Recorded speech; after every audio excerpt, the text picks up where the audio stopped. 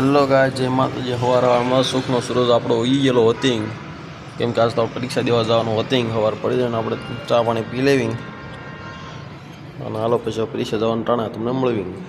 સવારમાં જાગીને તો આપણે વાંચવા બેસી જવી, કેમ કે પરીક્ષા હોવી આજ તો 10 વાગી જાય ને આપણે 11:30 પેપર હોય ને આપણે જવાનું બહુ 5.5 કિલોમીટર જેવું આગું.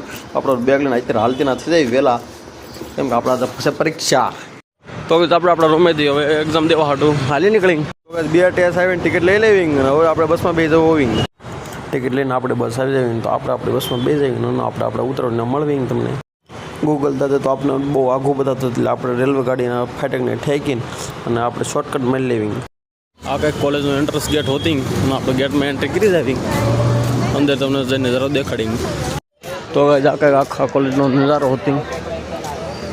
કેમ્પસ તો બહુ મોટું હતું, મસ્તનું હતું. જે પણ હોતી જમાઈઓ હોતી, પબ્લિક ધોમ હોતી.